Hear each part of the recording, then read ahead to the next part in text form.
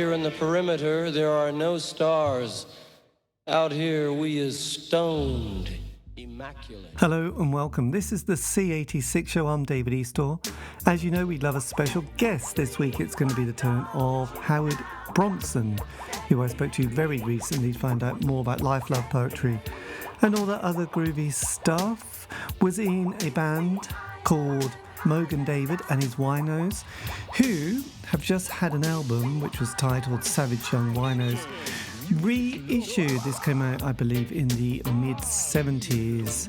And after life in the band, Harold went on to form Rhino Records, which you're going to find out more about in this fascinating interview. So after several minutes of interest and casual chat, we get down to the exciting subject of the early formative years. Harold, it's over to you. Well, I will tell you, but let me just give you an example, just because I'm a big glam rock fan as well. And just as a little anecdote, because I think you'll be amused by this. In my 20s, I was a rock journalist. And in December 1971, I interviewed Mark Bolan. This was in Hollywood. And he was, big in England at that time, but he hadn't had a hit here yet, which he ultimately only had one hit, which was, Bang a Gong, Get It On. But so what I'm saying is that, not that many people knew who he was, but to this day, the most charismatic person that I've ever spent time with was with him, close to an hour. So I was a big Mark Bolan fan, big fan of glam rock, and as you know, a lot of those records and some of the artists that were big in England really didn't make it in the U.S. But zilch virtually, weren't they? There was not very. It didn't sort of somehow travel well, did it at all? I don't know what was the reason. I suppose at that time, that 60s coming into the 70s period was transforming into some heavy rock, but then it was also the singer-songwriter, and somehow exactly. Well, you know what? Let me take a couple steps back, and then we're going to flow into exactly what you're saying. So to answer your question, really, it was the Beatles. I was aware of pop music and, had bought some records prior to that, but it was the Beatles and the artists of the British Invasion, and then a little bit later, the American artists. But, the thing about the Beatles, aside from, the everything that's great about them, there was a real exuberance about their music. And if you think about it, a lot of that music at the time, listening to it, what it translated most was it felt great to be alive.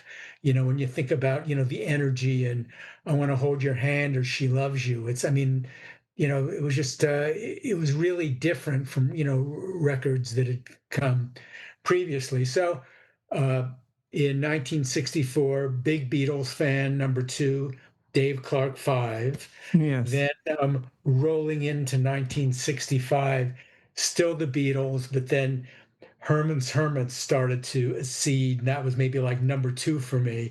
Dave Clark 5 dropped a little bit. Rolling Stones. Then a little bit later, that the Kinks, and then of course, maybe a year or two after that, the Who, Yardbirds, and then as the American groups started to ramp up, the Turtles, Love and Spoonful, Paul Revere and the Raiders, that sort of element. So a big impact for me. After I graduated high school, I went to UCLA, and in reading the Daily Bruin, the newspaper, Yes. I got the idea of, about writing about music, or more specifically, record reviews. So that was the Daily Bruin. And so I wrote for the paper, and I got good enough while I was at UCLA. So rather than earning money with a summer job, I was able to get paid by writing about music for the rock magazines, Rolling Stone most prominently, but Rock Magazine, Phonograph Record Magazine, that sort, to the point where getting a little bit familiar with record companies and the publicity departments primarily when I realized I wanted to work for a major label. Yes. And while I was at UCLA, that's so I had my rock band in high school, but we didn't really play out. It was just for our fun. That evolved a bit at UCLA. Some of the writers for the entertainment section who wrote about music, they also played instruments. So that's where we formed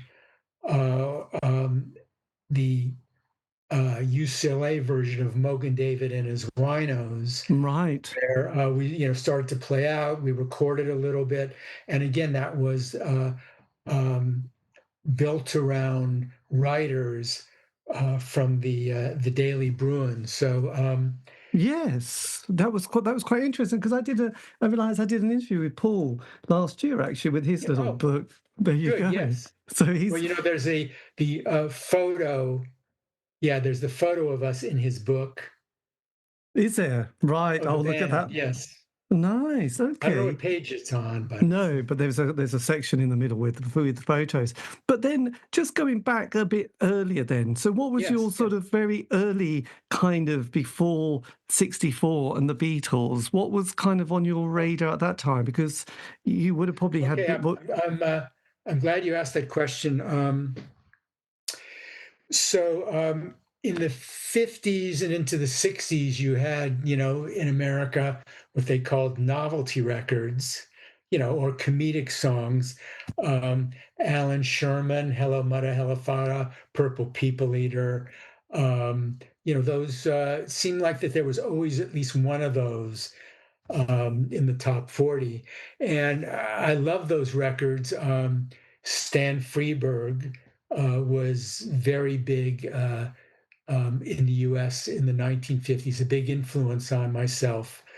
Um, and so I really gravitated to those. And some of the initial records I bought were, like Alan Sherman, for instance. And in fact, where that relates to all of this and the Mogan David and his Winos reissue album is the first record I ever recorded with that band of musicians from UCLA was Nose Job, which had been Oh originally a yes. Mad Magazine.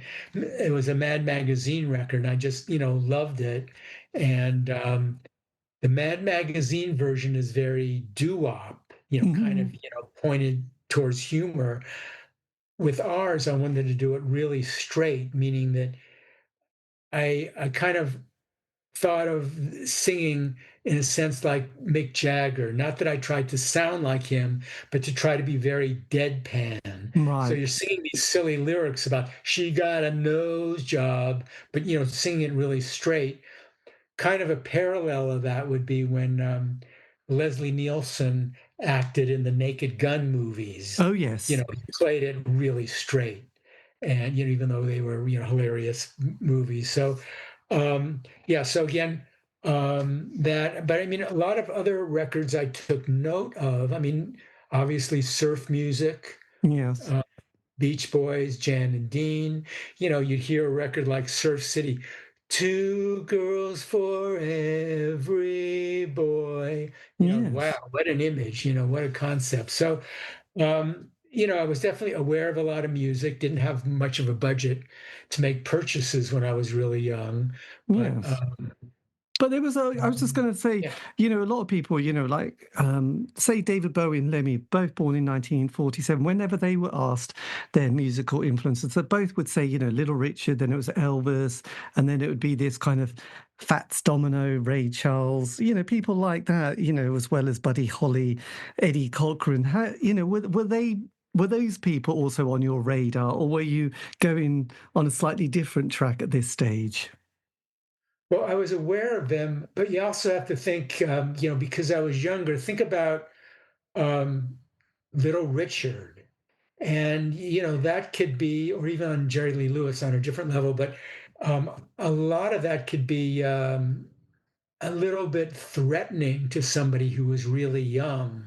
When you think about, Little Richard, I mean, a little bit later, when you're a little bit older, I mean, Little Richard comes across almost like a cartoon character. Yes. Um, so, yeah, it was, by the way, also, you'd see a lot of these artists on TV, whether it be the Ed Sullivan Show or Yes. whatever. But actually, more specifically to answer your question, I love the records of the Coasters. But if you think about the Coasters, they were very comedic.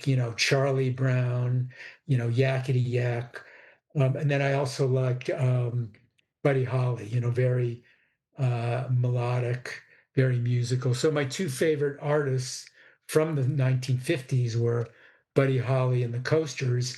I didn't buy those records when I was young. I bought those records, when I was, probably in my late teens, early 20s, because I didn't really have a budget when I was, really young. Yeah. Yes. Well, then as you navigated the 60s then, so when did the band start, by the way? What sort of, was this kind of around 1969? And then, between 70 to 75, that was the kind of the period of your band? Right. But the high school era of it was maybe 67, 68. But let me kind of uh, talk about the first record. So this was in December 1969, and there were four of us, three of us who were writers at the Daily Bruin. Yes. So the lead guitar player on the first record we did, Nose Job, backed with The Big War, was Jonathan Kellerman, who later on became a New York Times best-selling author of murder mysteries. Jonathan Kellerman. Right. So we recorded that in the piano player's in his parents' living room. I got a really good balance on my tape recorder. It was a 2-track tape recorder, a Telectro tape recorder. The instrumental backing turned out really well. The problem for me is when I went to record the vocals, the syncing mechanism didn't quite work. Right. Months later, with three of my high school friends who were also at UCLA, we rented an apartment near campus.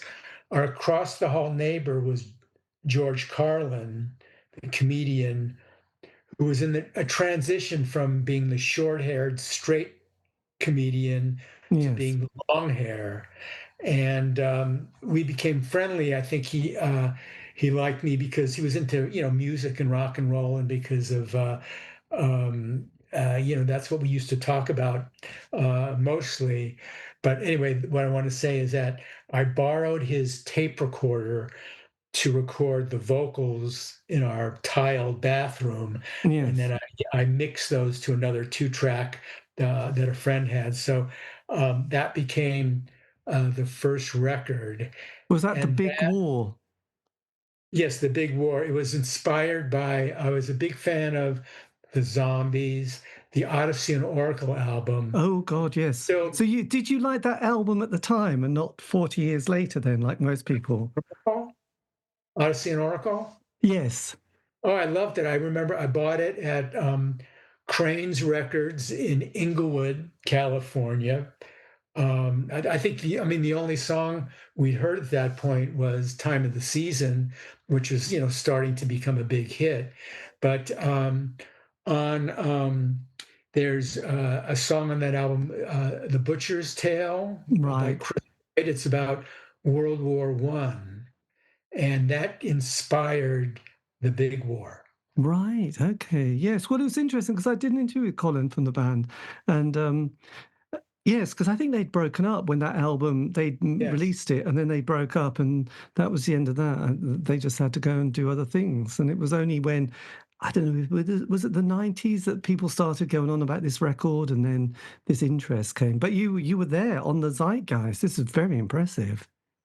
Thank you. So what I want to say is that we did that, and with a little bit of a different configuration, because Paul Rappaport replace Kellerman because Kellerman had graduated. So we did another single about that was a couple years later, and then maybe a year after that we did another single, but I didn't release it because I thought we could probably get more attention, more mileage about from doing an album. Yes. So that's the album that is on March 6th will be re-released. Savage Young Winos by Mogan David and his Winos. And let me kind Yes. of go into this a little bit. So I So just copied. but just so Go ahead. briefly, because Go ahead. it's kind of a curious period. Because during Sure. that time, 67, Summer of Love, everybody's really happy, optimistic. It was swinging, really, wasn't it, at that stage? And then a couple of years passed. You had the Charles Manson moment. The drugs were getting a bit sort of black and dark and sort of seedy. Then we have the death of Brian Jones, and then 1970, Hendrix, Joplin, Morrison all go, and then the breakup of the Beatles. Now that must, considering you started in '64 with the Beatles, that 6 years must have felt quite an intense period, I would have thought. And sort of, where does music go for the 1970s? How did you navigate that time? Um,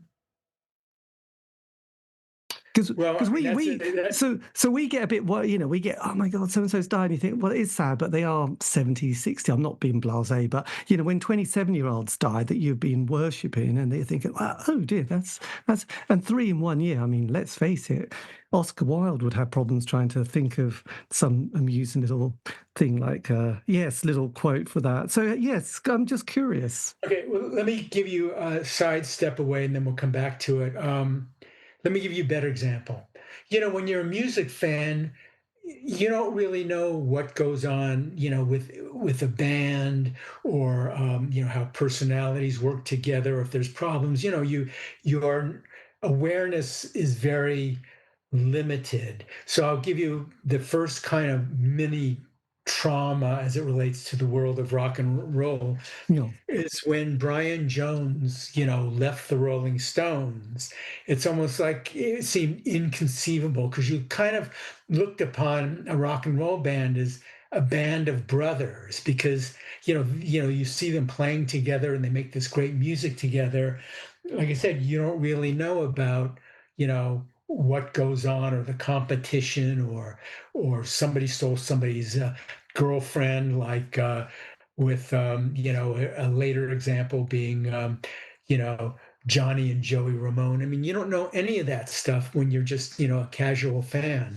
So a lot like Brian Jones, when he died, which was before the other examples you gave. I mean, that was kind of a real shock. Like, how could you really embrace that? It was kind of difficult. So but what you're talking about is kind of two different things. So when you mentioned about the heaviness of Manson, well, yes. that was kind of different from rock and roll and acts or music you were listening to. So I mean, there was a lot of social upheaval, the Vietnam War and stuff like that. But that was separate from your focus on music, or what are the new records, or let me listen to this, that sort of thing. Yes, but did you ever have that kind of panic about being drafted for the Vietnam War? Was that ever sort of a conversation that people started having?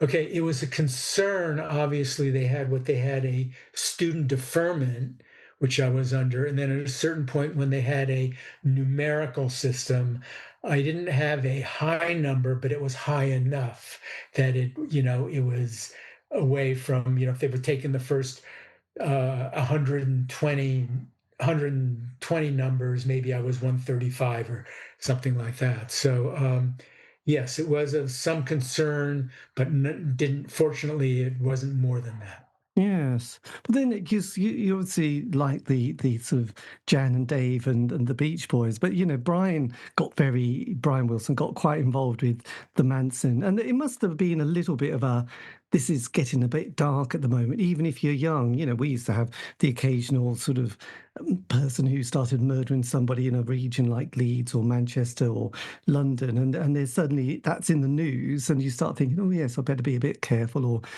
yes, whatever. I just wondered what it was like for you. You were sort of at that very excitable age, but at the same time, you suddenly realise the world is also a little bit dark. It's got a darkness, and then the Beatles break up and things, the end of the party, really, isn't it?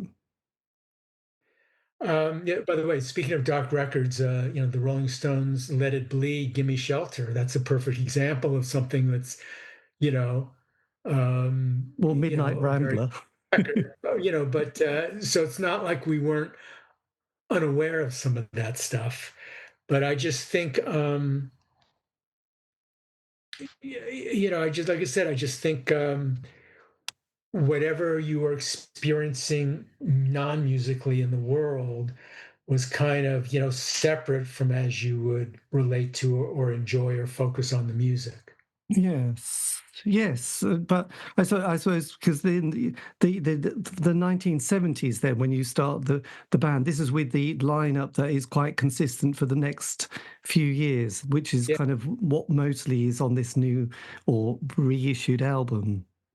Okay. Okay. So let me kind of like tell you what we wanted to do. So I thought I could get more attention with an album rather than a third single. So I figured let's do like a history of the rock band, even though there wasn't much history at that point. And so I was inspired by the Who's Live at Leeds album, where they had the inserts. Yes. But for us, rather than cool inserts, I thought I kind of partly made fun of the band. So, for instance, Paul Rappaport's music test from UCLA that has a big F on it. So, we did the cover sheet on that, or we do crazy fan letters. It was, let's make it really interesting. And that was part of the appeal of the package. Yes. No, nice. So then, So, oh, so let me just, I mean, we can talk about that a lot, but let me just say that, so on the reissue, I left a few tracks off, which were some of the early ones that weren't that good. And some of the subsequent recordings we did, um, were added to it. So the reissue is, I think, a much stronger record. And I did a new liner notes, which tells the story and gives background on a lot of that material, and including the visualization of some of the inserts that we had, which are part of the liner notes and the insert. yes.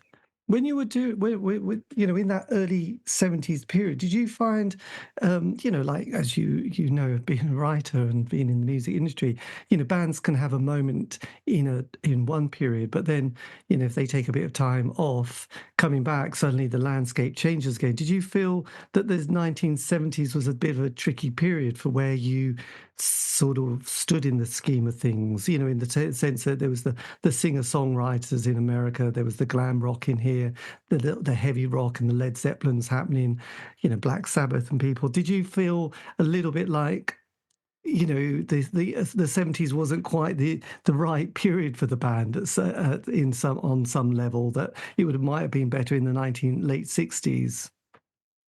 Well, it's an interesting question. So we were focused primarily on what we liked and what we wanted to do. We weren't really ambitious, meaning like we didn't look around and think, oh, we really want to make it. What are other successful rock bands doing? Let's be like that. We didn't do that. We were, like I said, true to what we wanted to do. So we loved, as I mentioned, a lot of the music from the 60s. So most of our set, we did songs from those artists. We did Glad All She's Over by the Dave Clark Five, or we did Can't Explain by The Who, or we did, songs by Paul Revere and the Raiders, etc. And at least in Los Angeles, I wasn't aware that anybody else was doing it. So what I'm saying is that, the artists in the early 70s that were really big, when you think about Santana or Yes, or, maybe Deep Purple, you mentioned Led Zeppelin, but, kind of progressive rock bands or rock bands, a lot of guitar solos and elongated songs. We were thinking 2.5 minute, 3 minute, singles like the rock bands that we loved, British and American, from, the mid to late 60s. So what I'm saying, in a sense, we weren't ambitious in the sense that we were out of time. Yes. We were not of the time, but it was what we enjoyed doing. And when we played live, people really liked what we did, but we weren't really thinking, that anything more than that was feasible. Right. Yes. So did you have quite a consistent lineup during that sort of 70s period? Yeah, Perhaps. so most of the songs, the originals, wrote with Mark Leviton, who also wrote for the paper. And for instance, the second single, which was when Paul joined the band, Street Baby, backed with Party Games. I wrote those two with Mark. Those were the first two songs we wrote. And that even extends to, well, the last time the band played live, we played UCLA. We headlined at the Grand Ballroom, and this was in 1973. And 20 years later, Paul was coming into town. So I said, why don't we do a 20-year reunion? Let's cut two new songs. So this is 1993. Right. And one of the songs I loved, do you know The Pursuit of Happiness? I'm an Adult Now. Yes. So I just think it's a great record because, it deals with the concept, of a rock and roll fan or somebody in a band, growing older where they can't, you know, behave like they did, in their 20s. I'm an adult now. Like, what do I do? I can't do this. I can't do that. I think it's a brilliant song. So we did a cover of that. And then Mark Leviton and I wrote the B-side, a Cover Girl. So, and that, so, for the most part, that reunion was, pretty much the group in the, 1972, 73 when we played out. So 1990. So your session was in 1993 when you sort of had a reunion session and sort of did it. Did that feel quite enjoyable, having that 20-year gap and then sort of getting the band back together? It's quite Spinal Tap, really. What was remarkable about that is that, which I didn't think we never thought about before, but we had an identifiable sound, meaning like you could listen to the band in the 1973 recordings, and you could listen to it in 1993, and there's a consistency there. So I think that was kind of the big revelation there. And but the other thing is, from having produced records for Rhino Records, um, I'd grown in the studio. I became much more familiar than I was when my early 20s, when I had really almost no experience except for doing the band stuff. Yes. So I was able to bring that knowledge to the 1993 recordings, and so that even though they sound like a rock band, there's more elements there, arrangements and sound and ideas, because of my progress there. By the way, I should say, so the album is coming out March 6th. Yes. And anybody who wants to hear it, when it comes out, or there's, certain singles being released beforehand. I mean, however people, hear things, whether it's, a streaming service or whether it's on YouTube. And, but it will be available on album, on CD, and digital download, and in the various vendors where people buy things, and also including people can buy it on Bandcamp. Yes, good old Bandcamp. We love that place, don't we? So yes, because I sort of doing lots of interviews. Most bands have a bit of a 5-year narrative, and they have that sort of 12-month honeymoon period. They get a single, and in the 80s we had John Peel. The John Peel show was kind of essential for that kind of first exposure in a John Peel session. You get the first album, do a bit of a tour around the country in your transit van. Then the second. Not many bands kind of last beyond 5 years. So your band was very much the 5-year period, really, wasn't it? Yeah, I mean, it was not quite that long, but yeah, close to it. Yes, you're right. I never thought of it that way, but yeah.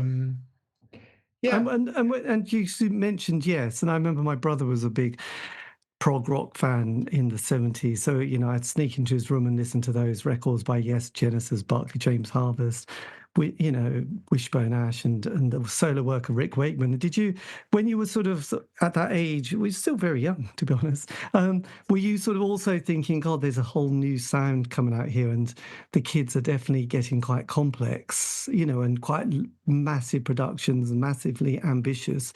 Did that also feel like at times you were sort of not quite in the groove with what was happening?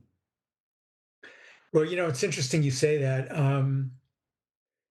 Yeah, very selectively. So, my real orientation, I loved the idea within a rock band of the single, the 2.5 minute, 3 minute single, for a lot of reasons, but it focused your ideas and you had to arrange it to really get the point across and also be appealing musically rather than something that might be, meandering or have a long guitar solo or numerous solos.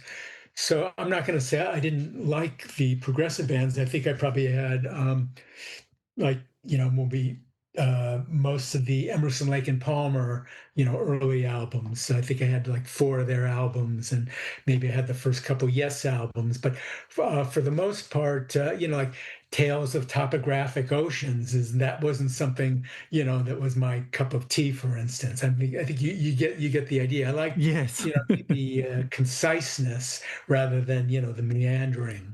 Yes, absolutely. Then, so when did you decide that you wanted to brush the tapes up and sort of release it as a nice kind of package and sort of archive it, I suppose, in a lot of ways? When did you start sort of having those, not dreams, but thoughts? Well, actually, it wasn't my idea. I hadn't thought about reissuing this at all. And 2022, I was contacted by um, a guy by the name of Dave Lang out of Melbourne.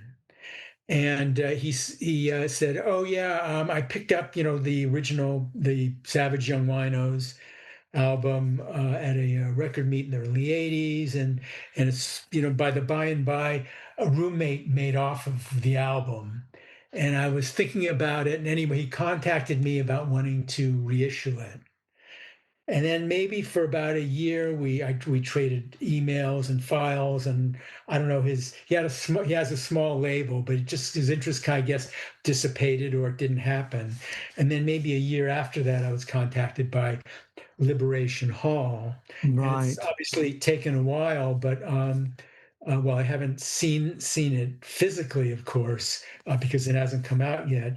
I'm really happy with how it's come together. It was a matter of tracking down some of the tapes and baking them and putting those together so it sounded good. Getting where the old photos and where the inserts, and so anyway, I did all new liner notes, which gives Brilliant. the story of the band, it gives the background. Let me give you just like one little slight anecdote, just because you're from Manchester, and as I mentioned earlier, I was a big fan of Herman's Hermits, who were from Manchester area, Oh, yes. and I became friends with Peter Noon shortly after he moved to Los Angeles. This was 1973. I'm still friends with him. I don't see him very often. But not too long after he moved here, I was thinking, he hasn't had a hit, in 2 or 3 years. I have to write my pal Peter hit record. So I got together with Mark Leviton, and I wrote this song. One of the lesser Herman's Hermit singles was "Here Comes the Star," which sounded to me like a top 10 record. It didn't do that well, but it was basically about the rock idol who's like the loneliest man in the world because he hasn't met the girl for him. So I wrote like a sequel called "All the Wrong Girls Like Me," and Mark and I worked it up, and I was really surprised that Peter didn't like it. So, but I thought it was too good of a record to just kind of lie around. So a year later, we went in the studio and we recorded that, and we did a B-side. So I put that out as by the Winos because it was more of an ad hoc group rather than the original guys. But it was yeah. So that's like, for instance, a little Yes. the story behind the record, that it was like, okay, this is too good to be lying in a drawer somewhere. Let's go in the studio and let's record it. Right, because that single that they brought out, "Here Comes the Star," which was in Yes, that's 1960, it. that was produced by Mickey Most. Oh, Yes, that's right. I was a big fan of Mickey Most, and in fact, when I was writing for Rolling Stone, when I went to London the first time in 1972, he was on my short list of people to interview, and I did interview him very memorably. And I wrote it up for Rolling Stone. yes. So then that period when you were sort of writing, you had the band, but was it kind of, was glam rock your go-to kind of music during that sort of early 70s period then? Well, it wasn't my go-to, but you have to think, as I mentioned before, when you think about, you know, the singles format, the 45, the impact of it and the conciseness of it. So you can see that, that's the music I would relate to. By the way, one of the reasons why I stopped writing for Rolling Stone, again, I was never on staff, I was a contributor, but I pitched them to do an article on glam rock because it was happening and there was all this great music, and they just kind of like, they didn't respond. And I just thought, it was too frustrating for me that when you'd figure, like, I always thought Rolling Stone should be in the vanguard of Mm, reporting on trends, and that and something else I pitched to them, and they weren't. It was just like, it's too frustrating writing for them. I'm just not going to try anymore. right. Uh, but yeah, but no, Yes. like I said, I mean, as you know, glam rock didn't really happen in the U.S. But No. Mm, a group like Mud, I thought a lot of really good records. No hits in the U.S. By no. the way, speaking of glam rock, um, Mike Chapman moved here in 1975, and we became friends. And I was quite often in the studio.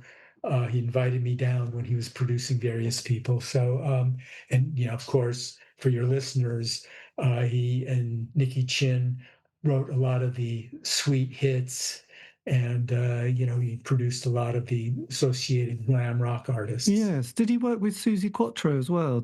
Was Yeah, that? he wrote the hits for Susie and produced Susie. Yes. Wow, I know. It's also quite interesting, isn't it, that producers can sometimes have their zeitgeist moment, which can be very quite concise period. They have a sound, don't they? Or they manage to have some sort of magic moment. Fairy dust, I think they called it, didn't they? You probably heard, because you're a fan of the Trogs, aren't you? A big fan of the Trogs. You've written Okay, about them.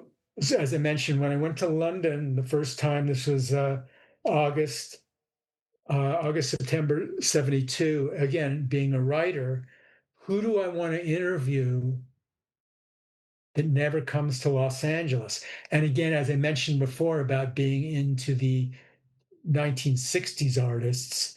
So, Mickey Most, because of his productions with Herman's Hermits and Donovan and other people like the Yardbirds. Um, Alan Clark from the Hollies, who had Yes. recently left the Hollies, but they had a big hit with his song that he sang on "Long Cool Woman in a Black Dress," #1 in America. So, Paul Jones. lead singer of Man for Man, All right, yes. um, and the Trogs. And I brought Mark Leviton was in town for a few days before he went to the University of Birmingham in town, meaning London. So we interviewed the Trogs together, and it was almost like kind of like an Indiana Jones moment, when you're an archaeologist and you're going and like, hey, here are the Trogs, here they are, right in front of me. I can't believe it. And it was really enjoyable hearing their stories. And when they had a brief tour of the U.S. and they came to New York and they were talking about the sandwiches, how big the sandwiches were, and just yeah. Yes. So yeah, just both Mark and I were big fans of the Trogs. Yes. Well, yes. And did you ever hear that recording that the sound engineer had when he had it playing and they were talking about sprinkle some fairy dust Not on only did I hear it, but I was the first person to license it properly and put it out on record. The right. Rhino Brothers present the world's worst records, and it was on there. Yeah, it was the original Dave Pegg from Fairport Oh, Convention yes. made a tape for Jim Bickhart, who was on the first two Winos records, and he made a copy for me. So yeah, so we all had that record on, and Yeah. So it kind of goes down in by the rock way, history. I have, like Paul, I have, three books out. My British Invasion with those artists. Yes, There's Time Has Come Today, my rock and roll diaries, and the Rhino Records story. But what I want to say is, in My British Invasion, in my chapter on the Trogs, I go into the background of the Trogs tapes. And what's so interesting is the frustration, the song that they were trying to record, the name was Tranquility.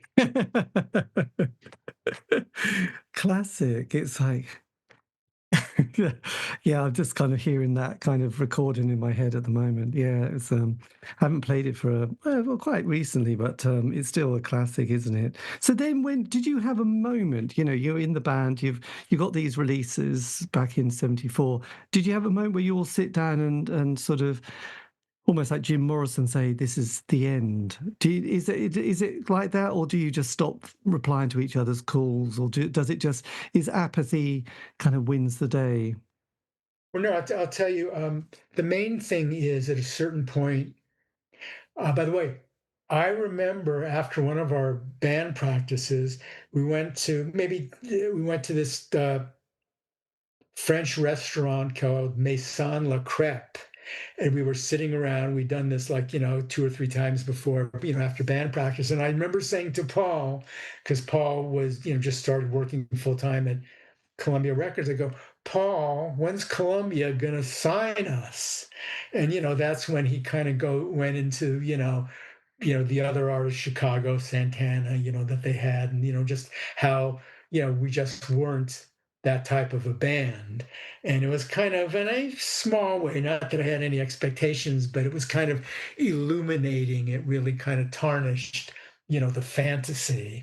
But Yes. more to the point, as I mentioned, Mark Leviton going to the University of Birmingham, the drummer Rob Lample, then he went to the Sorbonne. So they did their junior year at UCLA abroad. So that Right. was kind of what that really, the chemistry we had. And from, playing during that summer, it was like, well, they were gone. So it really kind of took the wind out of the sails, even though we, did regroup, a year or so later. Did you did you originally did On you this one. originally play drums though? Were you the original drummer? No, what happened was on the nose job that I played on that single was there was a drummer, friend of mine from high school, and he originally committed to coming because it was on a Sunday. Okay, we got this drums, all these instruments, and he canceled. He goes, "Oh, I'm having girlfriend problems." Right. So I was like really pissed off. But he said, "But I'll loan you my drum set." So I mean, had never played drums before. I did practice, beating on a Kleenex box with. I did have drumsticks. So yeah, I'm like I said, I'm surprised at how well it turned out. Well, being, I'd yes, never played that's drums before, very but because I could see on the notes that you were, on drums. And I thought, "Oh, that's interesting." So that was just that one off for the nose job one, and that was so. Was Mad Magazine, was that an important publication for you? And was the Fabulous Brothers, were they around during that period as well? okay, so Mad Magazine, really important for myself, my generation, and more than my generation, not only humor, but also you know, um, introducing a young person to concepts of satire and parody, just extremely important. Um, uh, the Fabulous Freak Brothers and the Underground Comics, that was a bit, our crumb, that was a bit later. That was, for me, I remember that being maybe like 1969. I'm guessing is probably where I first became aware of that. But I mean, it's something that I would maybe flip through in a comic store, because you have to remember, because of the X-rated nature of it. It's not like you wouldn't see that on a newsstand. You'd see it in maybe a comic book store. So I wouldn't see it that often, but I would, flip through it. I would note it, but it just didn't really grab me as being, it was more like, outrageous and lascivious, rather than something that seemed that clever or Yes. fun. Because you were in LA during that period. There was a lot of Yes. there was interest in performance artists that were also developing that time. People like the Coquettes and getting very experimental. Was that also sort of on the radar of you or the band as well? Sort of what was going on in other parts of the city. No, I mean, because Los Angeles was, definitely an open and liberal series. Um, so, like, I remember at the Whiskey A Go Go seeing the Cycle Sluts, which was one of those. Yes. Coquettes, I don't know if they ever performed in Los Angeles, but I did encounter them. There was a party for Alice Cooper, a coming out party, billed kind of as a debutante party at the Ambassador Hotel in Los Angeles, and the Coquettes were there. They were like cigarette girls, and they Right. would, with the tray with the cigarettes on it, and it would be, cigars, cigarettes, Vaseline. That's what they were approaching people. So And were you yeah. kind of, because you must have been aware of the Troubadour and people like Elton John suddenly appearing there, and you were talking about glam rock, and he sort of slightly touched on that with his flamboyant outfits, but amazing songwriting. Was he on your radar during that period? Oh yes. By the way, to loop around with actually what you said earlier about the winos and our orientation of rock singles, 2.5 3 minute songs, and I mentioned about we were out of time or out of our element because of progressive rock. Also, as you mentioned, early 70s was also soft rock, Oh yes, God, we Miss love that. Taylor, Jackson Brown. So we weren't of that either. So, we were really alien to what we were doing in the US. Um, okay, around the time the Savage Young Winos came out in August 1973, and of course, we're talking about, the reissue that's coming out. If you look at the top 10, there was one rock song, Brother Louie by Stories. It was Helen Reddy and Diana Ross and Jim Croce and and people like that, not kind of rock and roll bands. So again, we were it really wasn't our time. Uh, so I just wanted, and then a little bit later, a year or two later, then it became disco. It wasn't Yes. rock and roll bands on; it was disco on the charts. Um, so yes, Elton John. Most people think that the album with your song on it was the first album because that was the first popular album. It was actually his second album. But yeah, no, immediately when that came out, that, and I like the early stuff, Tumbleweed Connection. I have maybe about 4 or 5 Elton John uh, albums. But again, I think he was thought more of a pop type singer, even though there was the rock and roll piano in it. But when you think about it, a lot of it was ballady. Yes, yeah, no, it's interesting. You're obviously famous for Laurel Canyon and the sensitive singer-songwriters that we all embraced so much, didn't we, at that time? And obviously Carole King's Tapestry and Joni Mitchell and all that gang. Did you sort of flirt in that area at all of life, or was that another part of the city you didn't touch? No, I really wasn't interested. I mean, I might have had some of the records here and there, but I really liked, like I said, the rock band sound. It was just meteor. It was more exciting. It was. I mean, there were a lot of elements about it. So let me kind of, because you're talking about the '70s, let me just throw out some records to you just to see whether you're aware of them or not. Yes. So again, you have to think through the '70s as a rock writer.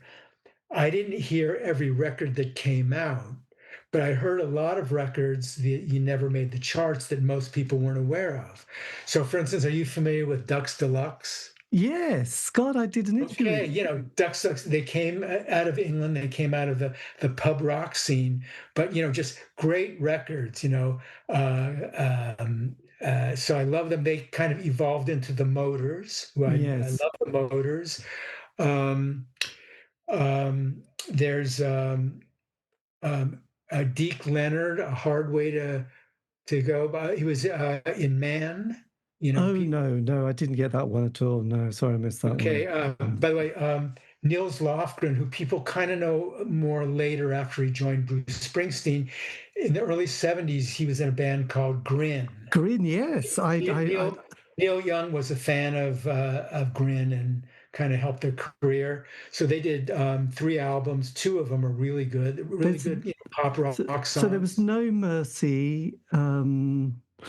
Oh, Keith, No which one Mercy. What does do you have mean? Keith Don't Go On? And then there was yeah, I went through a bit of a Lofgren phase actually. So This was Grin. yes, This was okay, okay. So I'll give you another good record.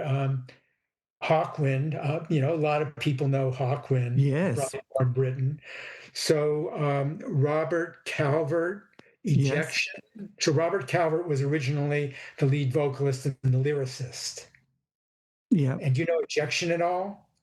No, but I should do because I did an interview with somebody who wrote a book about the man recently. God, Okay. Anyway, um, by the way, play Ejection. It's really great. I mean, it's basically the members of Hawkwind play on it. So anyway, what I'm saying is that the oh yes, no, there. I'll give that a go. I'll give that a go. But the other band that I love, which was possibly in that area, was Spirit, the 12 Yes, Dreams. but That was one of those definitely, albums. definitely a fan of Spirit. I write about them in the Time Has Come Today, my rock and roll diary. So at one point, Randy California had this album, Potato Land. Oh God, I got that with Okay, the so we booklet. made the deal for Potato Land that came out on Rhino first, and then I licensed it to Beggar's Banquet in England, in Line in Germany. Yes. So and that made the album charts in England. God, that's such a great Um, because he did an album but before that called Spirit of 76 and that was there's right, but that was and that's. But anyway, what I want to say is, so we had the relationship with Randy California, like who I write about, but then within the last few years or so, Jay Ferguson, mhm. who was another main guy in Spirit. So I've had lunch with him a few times. He's done extremely well over the last 10 years doing composing for TV shows. Right. Oh, that's TV shows good. here. Yes. Is Ed Yeah. Cassidy still alive? No, Yeah. Right. I just, yes, it was always that thing. Yeah. So then, just kind of briefly, then. So yes, I'll have to check out the Robert Calvert song. I know, there was that was a kind of golden period. I think it was also that period that Simon House was in the band, who also then played with David Bowie in one of And his by the live. way, I have to say that I was on assignment from Rolling Stone when I was in London. This was in 1973. And I was flown to Dusseldorf. They were playing a club outside of Dusseldorf. And I, um, I chatted with Lemmy, and I spent the night with them. They were all in a like a dormitory room, like an open room. Right. And I had breakfast with them the next day, like this is outside of Dusseldorf. I can't remember the town in Germany, but yeah. So I did. I got to see the space ritual. I got to see Statia and see all of Statia, and but spend time with them. So that's in the my British Invasion, talking about my 1973 tour. Oh, right. God, that's your British invasion, because it sort of doesn't sit next to Herman's Hermits, does it? Hermits. Yes, that was quite a different outfit, different vibe. Yeah, so then 75 comes, so the band is Yes. over. So then Right. how do you navigate that next period once the rock and roll dream is gone?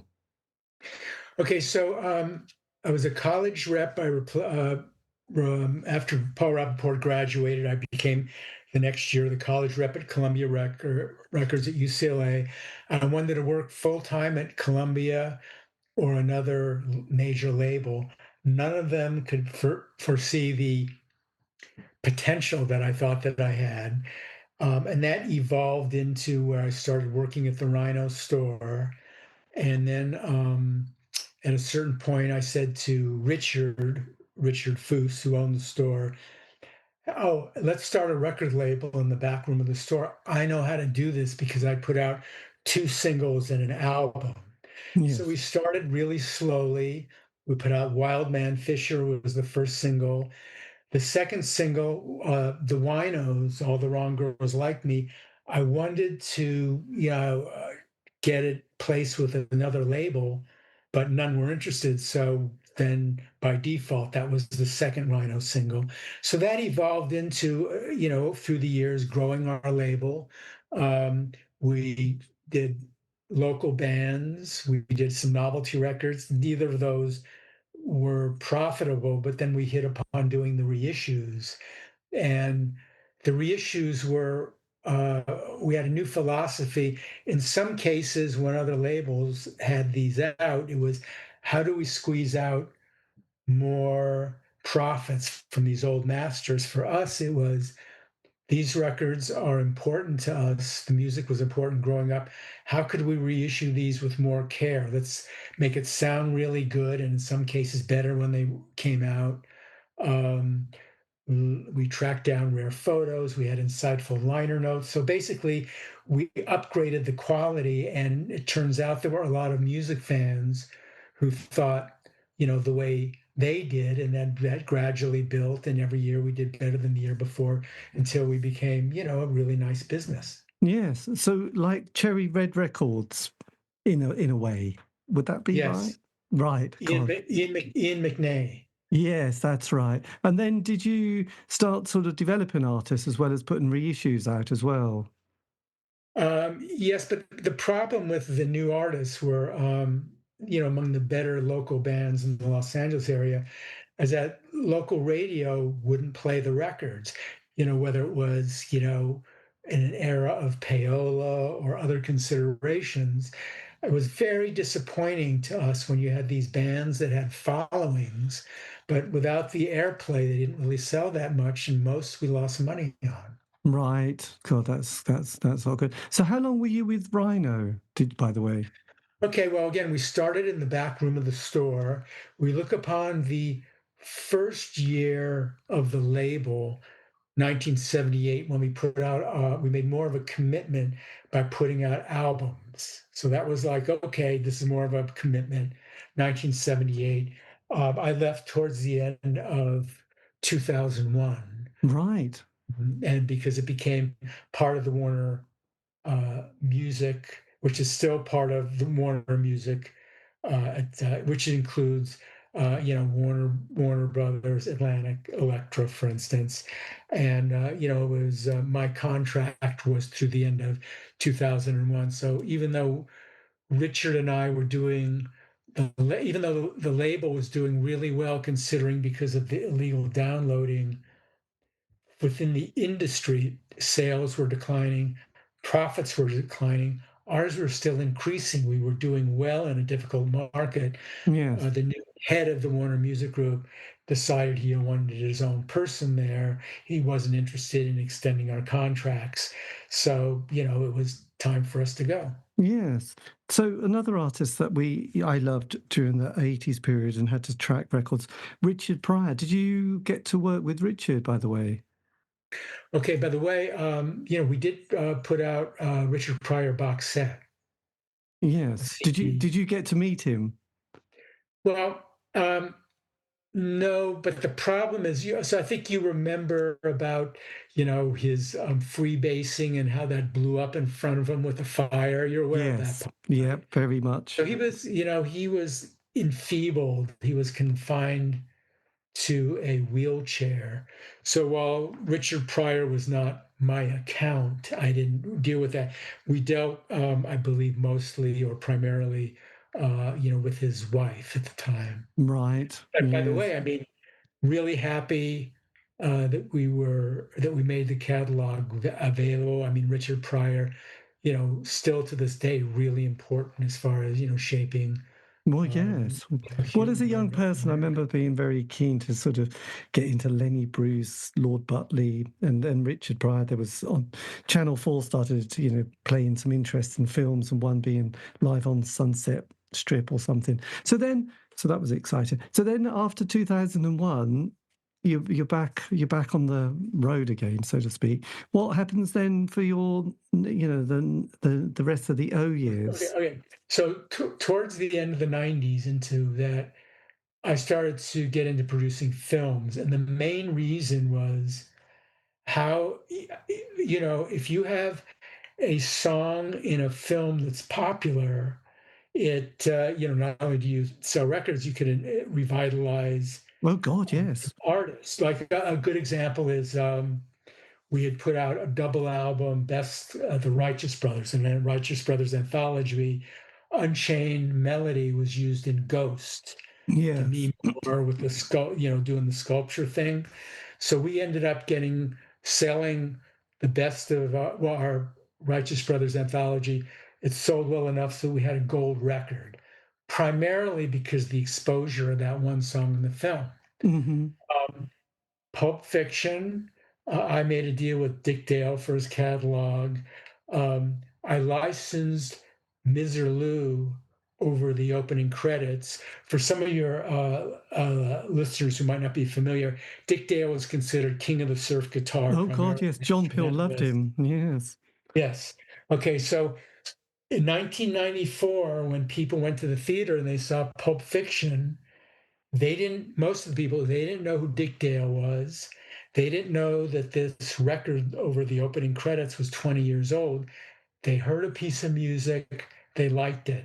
So not only did the soundtrack sell, but we sold our Dick Dale's greatest hits. It did extremely well. So that's what I'm saying. I like good music is timeless. Hmm. That's what I was thinking. So we did two studio features, neither of which were box office success. We had made a deal with Roulette Records, and part of that was the Frankie Lyman and the Teenagers catalog. The big hit that people tend to know is "Why Do Fools Fall in Love." So that was the movie. We did that with Warner Brothers. Halle Berry starred in it. Yeah. Uh, it was a great showcase for the music of Frankie Lyman and the Teenagers. Um, but the movie was not a success. We also did from Hunter S. Thompson's book, Fear and Loathing in Las Vegas. We did that movie. Johnny Depp starred in that. That didn't do well either. By the way, I should point out that in the book, the Rhino Records story, I have a chapter on each of those. Right. I will. I do love that book, and the film was all right. The soundtrack was lovely. By the way, I agree with you. Uh, I thought Fear and Loathing in Las Vegas, I was disappointed because the book is so much funnier than the movie. The movie doesn't have that much humor in it. So I'm kind of in accord with you. Then I did for VH1, the VH1 channel, I did the Monkees biopic, Daydream Believers. Right. And after I left Rhino, Howard Kaylan of the Turtles had this great story. The Turtles go to London. They hang out with Graham Nash. He plays them Sergeant Pepper before it's released. They go to the Speakeasy Club. Howard ends up having dinner with Jimi Hendrix when people in America didn't know who he was because he hadn't come over yet. So that's my dinner with Jimmy.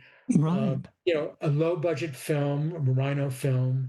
Um, but the thing is, it's one of the few instances where somebody who actually was there wrote the screenplay, Howard Kaylan wrote the screenplay. So that's what I was thinking of doing. But again, some of the things I tried to do, a movie, Tommy James and the Shondells, big in America, lots of hits. Yeah. I've tried to do that movie. I wanted to do My Sharona, a true rock and roll romance. It wasn't a good time for music movies. Most of them were flops at the box office, so it was not a good time. So that evolved into doing the first book because I thought if I didn't capture the history of the Rhino label, it would be lost. Yes. That's God. where I started doing the books. You must love this writer here called Joel Selvin, because I think he normally does all these kind of people that you quite like, isn't it? Oh, by the way, I'm friendly with Joel. I don't really see him, but I think I read maybe 7 of his books.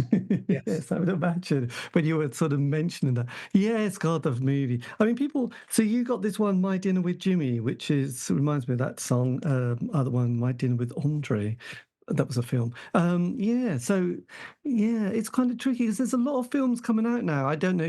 Obviously you are aware that everyone's writing their memoir at the moment, and there's a lot of films and exhibitions coming out left, right, and centre. So there's kind of certainly an interest, especially what I've found from the bands from the 80s. So you must be aware of this kind of fascination for the fan to sort of discover a little bit more about their favourite artists from back then. Okay, so in my books, I try to be really accurate. My memory is pretty good, and in some cases, you can check things, but all of my accounts were with people I interacted with. So, there's none of the chapters or entries aren't people that I didn't interact with. But what I want to say is, a lot of times when people are doing memoirs, they're thinking, okay, here's the story or here's what I remember. They're not interested in how accurate I am. They're not interested in somebody telling them that they're wrong. So, in some cases, not that I think we have time to go into today, but it's, I've read things and go, well, that doesn't make sense. I don't think that happened. Um, so, yes, but I mean, I do read quite a few of these. I'll just recommend one to Oh, your listeners. One which I think is among the best, if not the best, is Robbie Krieger's book. He's really okay. he's really smart and he remembers a lot. And anybody who's interested in the Doors, uh, Yes. that's a good one. Because some of them, obviously very interesting. Some people who write or ghost write it very well for them. But some are just, yeah, you just think, I'm not that interested. Okay, so Robbie's a good one. So then with those projects, what's been the last 5 years? Have you been sort of working on any other projects at this point? No, I mean, as I mentioned, my diary, my rock and roll diary, Time Has Come Today, that came out about 2 years ago. So I've been working on that. And then kind of the next project has been the reissue, the enhanced reissue, I should say, of Savage Young Winos by Yes. Mogan, David and his Winos. Let me just, give a plug. It's coming out March 6th. It'll be available as an LP, CD, and digital download at the regular places people get it, or they could pre-order it at Bandcamp. But let me give you one humorous anecdote, because as much as most of the music was really straight and serious, as we talked about the band, there was that element of humor, like doing, Nose Job. Yes. So there was an exploitive Beatles record that came out in 1964. Exploitive meaning it was mostly the Beatles backing up Tony Sheridan. Oh, yeah. Okay. And it was called Savage Young Beatles. So that's why I called ours Oh, Savage Young Winos. And I copied the cover when we reissued it. So, okay, so you see the image of the photo of the winos there. Are you looking at yes. that? I've got it in front of You me. see us in the leather jackets. Yes. So if you think about the Beatles' first photo session in Liverpool, you know, they came from Germany. They have those leather jackets on, right? And so if you look at those two photos, you'll see the reference. Oh, yes. With your bass player in Paul, same Right, as like Paul like a Paul McCartney. McCartney with the bass up, right? Right. This is it. And the Pete Best look-alike. Well, yeah. Well, well, There's not just lookalikes, but just more the leather jackets thing. yeah. The So moody stare. thing is that there's number of layers depending on where you're looking, whether it's that, or whether it's in the liner notes talking about writing the song for Peter Noon that he didn't like, or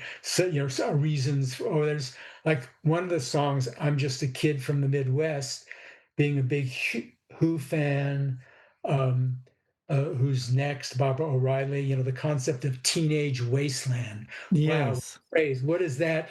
So I took, what Roger Daltrey was singing about on that song, and I think, okay, if I took the character that he projected, and if I took, okay, what would be the next step? What would this character do? So that is one of the songs on the album. But again, that was a demoed song because we never actually did a proper recording on that. So I put on, two demos of really good songs that I thought, uh, should be on the album, but we never did a proper band recording. Yes. I do love She's Not There. I think that's a great version you done on that. This collection. I think it's just from the Zombies, isn't it? So that was Well, a yeah, I good. wanted some live tracks on there. So there's two live tracks on the LP and five on the CD, so that people could hear, well, here's what we sounded like, and there's no overdubs or whatever it is. This is it. Yes. And has the are you going to have a launch party with the members of the band getting together over a drink or two, or just some sort of celebration? Because it must feel quite nice thinking that was 53 years ago, and you're sort of yes, you've got this amazing archive collection to promote and listen to and sort of travel down memory lane with.